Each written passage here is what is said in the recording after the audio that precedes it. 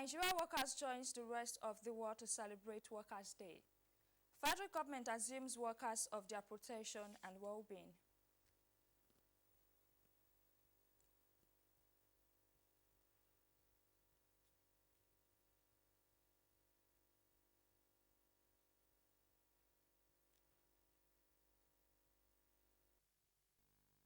Hello and welcome to the news at 7 on Nta Ijebu Ode. I am Ifeoluwa Ashalu. Thank you for joining us this evening. Every year on May 1st, nations across the world mark International Workers' Day, a moment set aside to honor the contributions, sacrifices, and resilience of workers. As Nigeria joins the global community to celebrate the day, the theme this year is on insecurity and poverty, the bane of decent work, emphasizing the importance of protecting the workforce. In this report, Joseph Otson take a look at the driving force behind this day. From the bustling markets to construction sites, hospitals to classrooms, and offices to factories, workers remain the engine that drives economic growth and national development. There is no way you can hope to build a nation when you are not taking the interest of the workers who produce the wealth. Workers' Day, also known as May Day, has its roots in the historic struggle for fair wages, safe working conditions, and reasonable working hours, a movement that dates back to the Haymakers affairs in the United States. You ask yourself, what's the relationship between the labor leaders in the 40s and the 30s, the cost of living allowance, the COLA allowance that led to 1945 strike, that even they tried to banish Imodu. The Nigerian independence couldn't have been possible if the Imodus have not joined. The fundamental principles and rights at work are 5. We have, there should be no child labor, there should be no forced labor, there should be no discrimination, there should be safety at work, occupational safety and health, and then there should be the right to organize, freedom of association, and collective bargaining. As usual, Nigerian workers are marking the day, not just as a public holiday, but another day to be in the spotlight, this time on security and economic challenges hindering productivity. We must begin to ask questions. What is your solution to insecurity in our country? What is your solution to the fact that we have 18.5 million children of the poor on the streets? How will you address this unemployment in our country? And introduce healthcare coverage, for an example, pension benefits, and many other benefits that protect the most vulnerable. The message is clear. A motivated, protected, and empowered workforce is the key to building a stronger and more prosperous nation. In Abuja, Joseph Otson, NTA News. Meanwhile, the federal government says it is fully committed to the protection of Nigerian workforce, not just for maximum productivity, but also uphold the well-being and dignities of the workers. President Bola Ahmed Tinubu, represented by the Secretary to the Government of the Federation, George Akume, made this commitment at the 2026 International Workers' Day celebration in Abuja. Among measures put in place include a federal policing system in partnership with the state government to ensure that security and employment go hand in hand, salary increments for workers and pensioners, as well as release of over 700 billion naira for the payment of outstanding pension areas and housing loan, among other social protection schemes.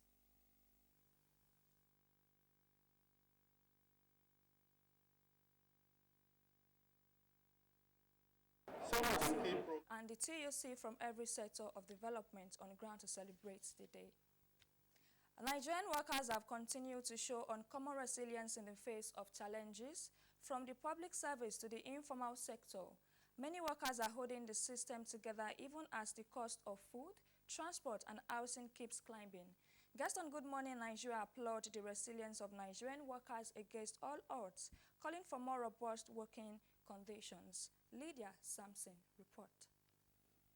President Bola Tinubu's restoration of gratuity for civil servants and the clearance of pension arrears have been welcomed by guests on Good Morning Nigeria as encouraging steps towards restoring dignity in public service. We should not take today for granted.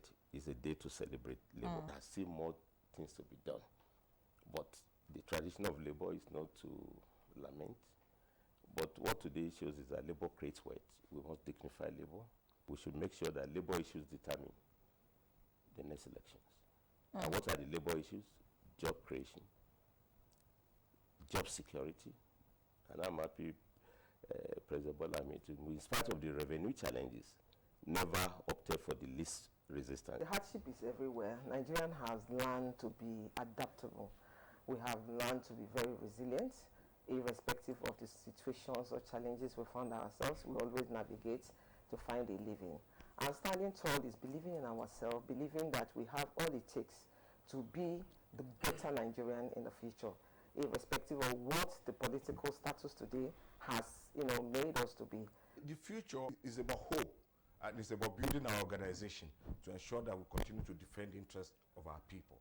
That's where the future is for us, to strengthen the capacity, the power of our organization to be able to engage. They acknowledge expansion of jobs in the public sector rather than the downsizing approach of the past as a signal to better recognition of workers as assets, not liabilities. However, labor leaders and policy analysts say the job is far from done, as the theme of insecurity, poverty, and decent work reflects the harsh realities confronting Nigerian households today. They want wage renegotiation, real income protection, and a renewed commitment to mass social housing for workers, similar to past welfare models that helped create more stable and decent working conditions. The future of workers in Nigeria, they insist, must be built on ease of living, fair play, and social protection if productivity and national stabilities are to be sustained. In Abuja, Lydia Samson, NTA News. The Ogun State government has reaffirmed its commitment to prioritizing the welfare and well-being of its workforce, describing workers as the engine room of governance. In line with international labor standards on the dignity of labor and job security, Governor Nta Ijebu Ode reiterated this in his address at the 2026 May Day celebration held in Abeokuta, the Ogun State capital. Hakeem Jimo report. Workers in both public and private sectors under the umbrella of the Nigerian Labour Congress (NLC) and the Trade Union Congress (TUC) converged on the June 12 Cultural Center, Kuto, Abeokuta, to commemorate the 2026 May Day celebration, congratulating the workforce described as the engine room of government. Ogun State Governor Nta Ijebu Ode, represented by his deputy Noimon Salako Oyedele, reaffirmed his administration's commitment to continuous improved service delivery. On poverty reduction, our administration has implemented targeted programs aimed at improving livelihoods. This includes job creation initiatives, support for small and medium enterprises, agricultural empowerment schemes, and skill acquisition programs.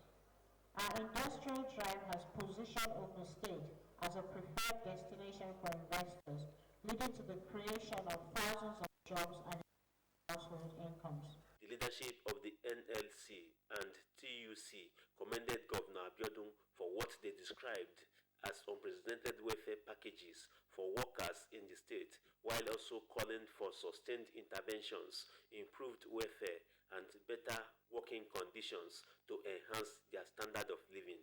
Your commitment to workers' welfare, evident in salary regularity, allowances and supportive intervention, these are strengthening the confidence of workforce in government. These laudable efforts have not only enhanced productivity but have also reinforced industrial harmony within the state. In view of the growing hardship faced by Nigerian workers as a result of the economic realities in the country, there is a need to comprehensively review the national minimum wage in the country to ensure that wages are commensurate with the cost of living, thereby restoring dignity to labor and improving the welfare and productivity of Nigerian workers. The theme of the 2026 May Day celebration is insecurity and poverty, bane of decent work.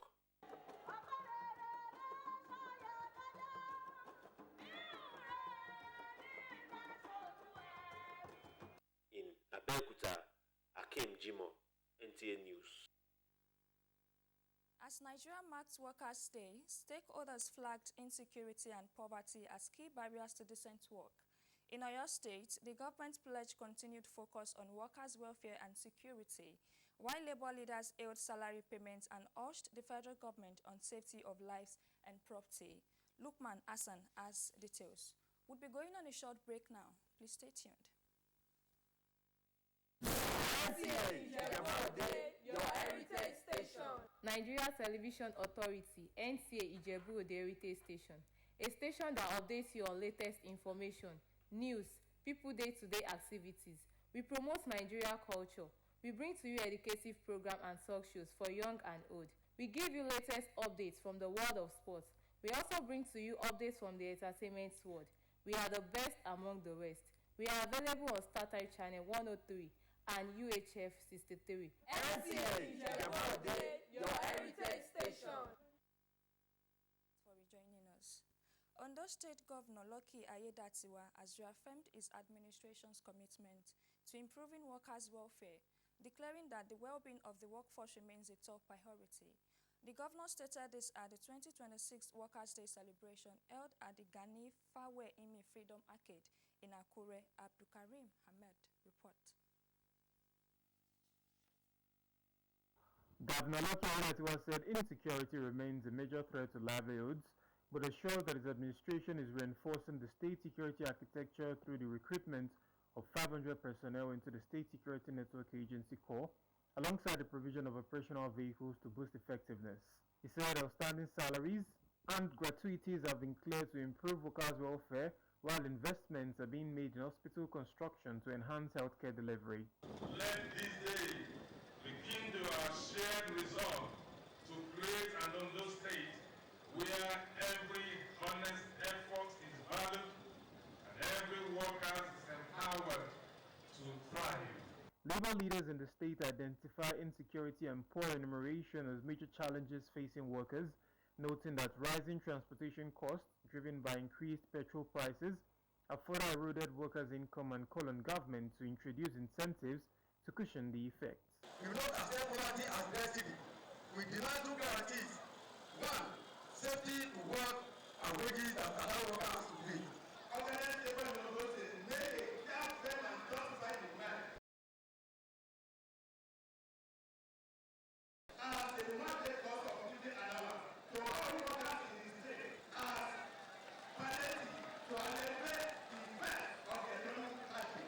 The event featured a march past by various labor unions, including those in the local government, media, arts, and education sectors, with top government officials and dignitaries in attendance.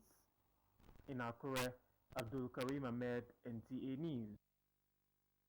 In a related development, as the world commemorates 2026 International Workers' Day, labor leaders, workers, and government representatives in Kwara State converged on George Ene Stadium Complex in Ilorin to celebrate the day. Shola Wahid has the report. Workers in Kwara State gathered in organized setting to celebrate Workers' Day and to bear their minds on their resilience, dedication, and contributions to national development. Union leaders in the state emphasized the need for government at all levels to improve on the welfare packages of workers to bring them out of their present predicament, as their monthly take-home can no longer take care of their needs. They appealed for upward review of workers' entitlements, implementation of full 70,000 naira minimum wage, and consequential adjustments for workers. The union leaders also called on governments to find lasting solutions to security challenges bedeviling the country, as workers are affected by it, thereby reducing productivity.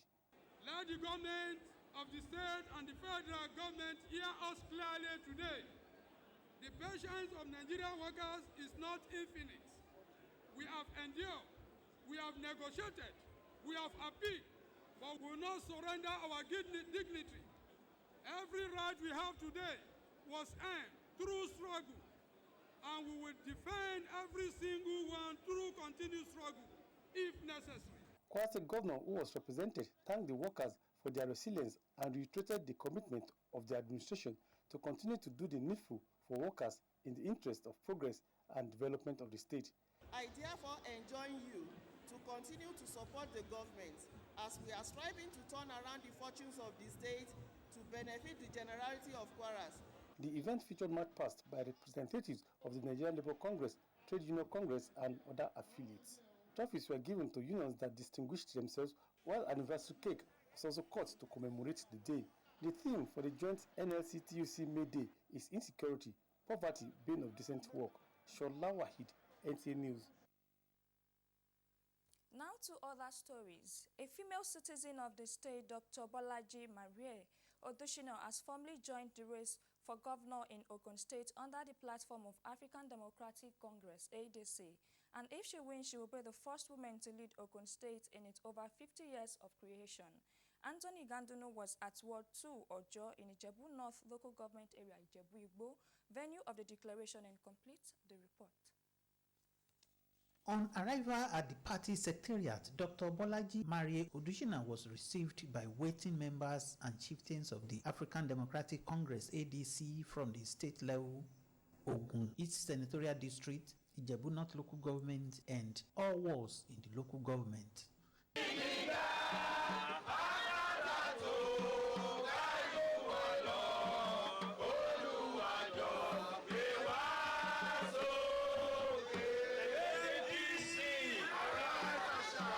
There, at the local government secretariat of the party, the governorship aspirant, Dr.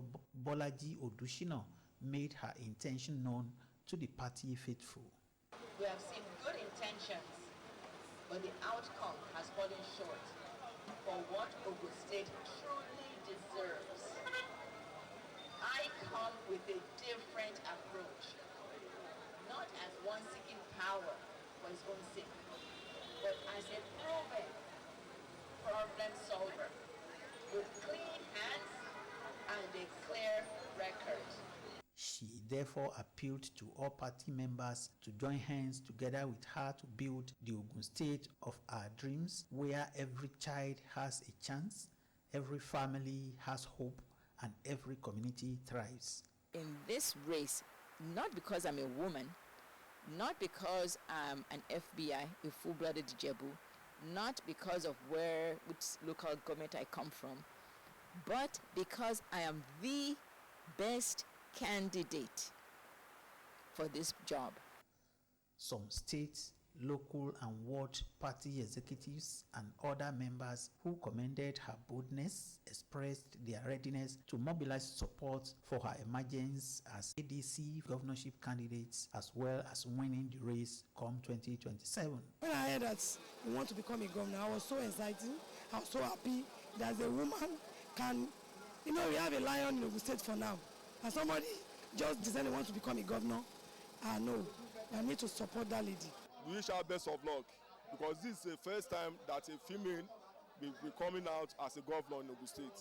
So I like her for the confidence. So for us to have a woman in our society from Ijebu Igbo is a big privilege to us, sir. So we are so happy, and we are here to support her, fully supported.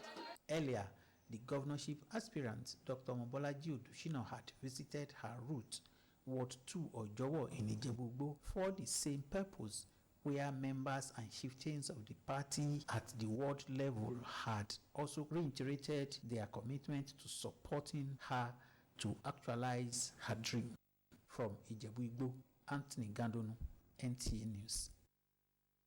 The federal government of Nigeria has expressed confidence that the UNESCO Category 2 International Media and Information Literacy Institute will be harnessed to promote informed citizenship, strengthen democratic discourse, and advance global effort to safeguard information integrity.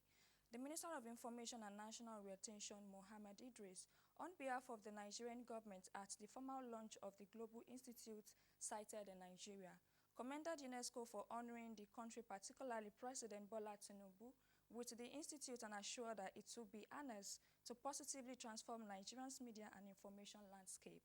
Saliu Abdullahi Gwanara has more on this report. The Minister of Information and National Orientation, Mohammed Idris, says with the official launch of the institute, Nigeria will hit the ground running to explore the institute as a veritable platform to advance the Renewed Hope administration's desire to better the communication landscape. He is optimistic that through Imili, knowledge system will be built to empower citizens, engage critically with the digital environment, participate meaningfully in democracy and nation building, and uphold truth in public discourse as a hub for research, policy dialogue, capacity building, and international collaboration across sectors. He added that the administration of President Bola Tinubu has provided foundational support for the takeoff of Imili, which will operate independently, professionally, and transparently, guided by international best practices to advance freedom of expression, access to information, and media integrity. It is proposed that we approve the designation of International Media and Information Literacy Institute in Abuja as an institute under the auspices of UNESCO Category 2, as recommended by the Executive Board in 222X Decision 19.9. It was on November 5th, 2025, at the 43rd session of UNESCO's General Conference in Samarkand, Uzbekistan, that all 194 member states voted to formally designate Imili as a UNESCO Category 2 institute, the first of its kind in the world, now sited in Abuja, Nigeria's capital. Salihu Abdullahi Gwanara, NTA News. That's our news for tonight on Nta Ijebu Ode. Join us next week for more reports. I am Ifeoluwa Ashalu. Thank you for joining us this evening.